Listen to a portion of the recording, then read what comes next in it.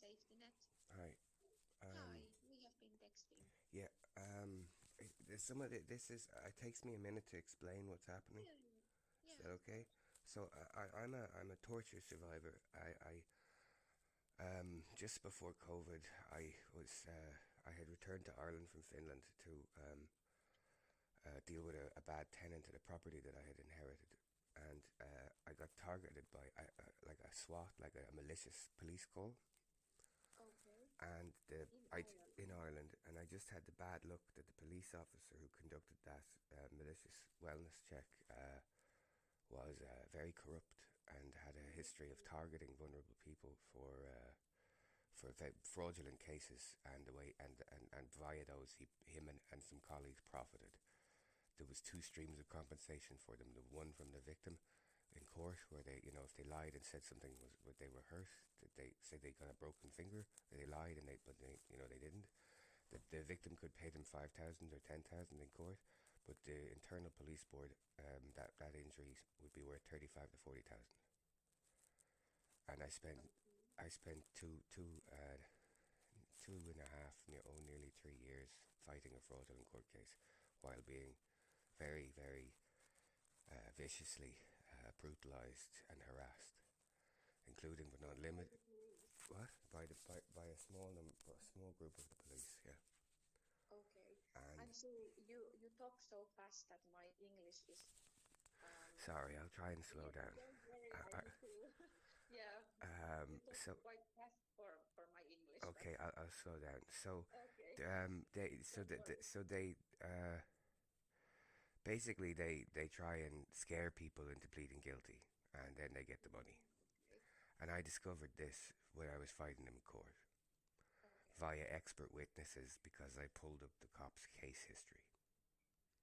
Okay. And I realized, and I literally, it's like a series of lucky, unfortunate events, because I had, how I discovered the scam was one of the cases dealt with a diving injury, and my first Finnish partner had been a diving instructor.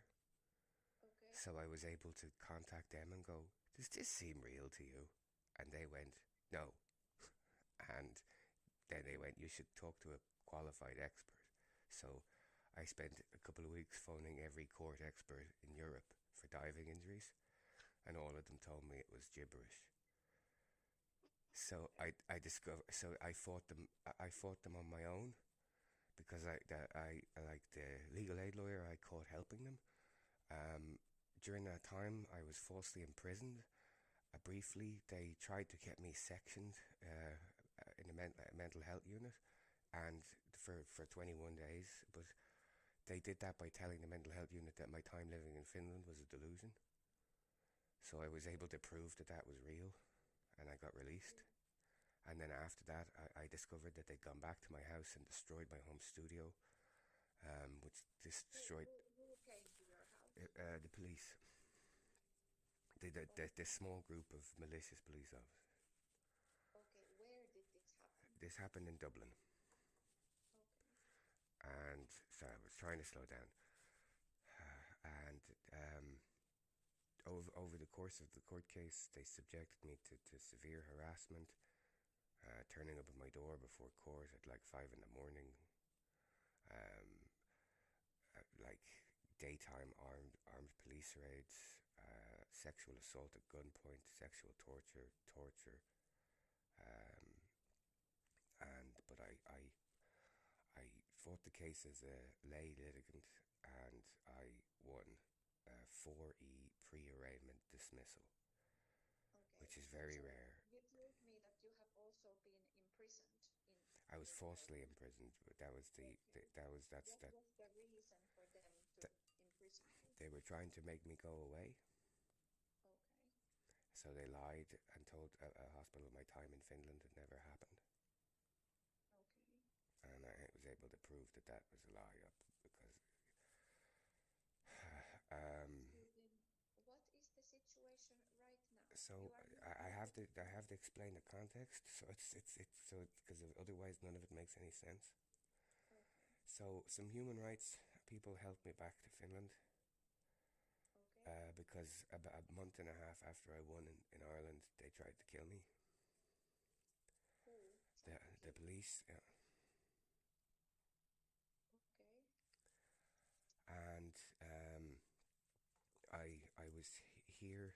I got a place, and after a few months, I tried to go back to talk to a lawyer, and because I was granted a compensation case to take forward, and they raided me, stole my passport, tortured me again, left me with spine damage, and I was trapped for 3 months. In that 3 months, my landlord in Finland found out that I was non-binary, bisexual and disabled, and he started a series of hate crimes against me, including but not limited to illegal entry and trespass, opening and reading my private post, lying to people about me, slander, defamation, and he took a fraudulent court case, which he had told Finnish people that was basically just based on hate. It was a hate. He told people it was discrimination, and that it had nothing to do with any money or me being a tenant. And he was wealthy Finnish man, well connected, and he filed a complete false document to the court, and even admitted in court. He stood up in court, admitted crimes, admitted that he'd done the stuff with the trespass, admitted the post, admitted that the whole thing was a lie. He admitted perjury, and the judge just smiled and let him through, and it was very distressing. At the same time, the judge in Helsinki had me banned from legal aid. So I was on my own, and I had a friend here that I'd known for 24 years. Her name was Anna, and at the time, Anna is a psychologist. She's not my psychologist. She's never been my psychologist. And Anna offered to help, and I initially refused and said that the only way I would accept help is if she applied to be with the legal aid board to be able to get paid to give help, yeah? You know, like as a support person.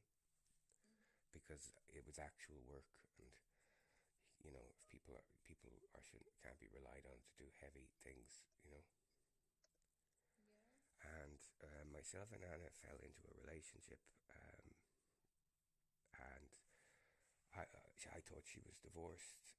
I didn't find out until October that the divorce wasn't finalised. Okay. And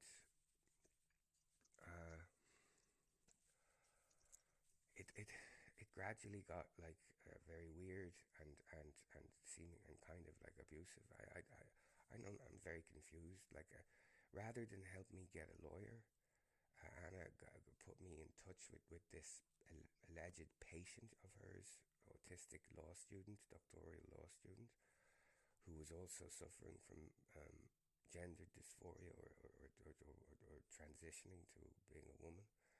And that communication gradually got abusive, that as the patient tried to change the whole matter about me transitioning, and I have no interest in that.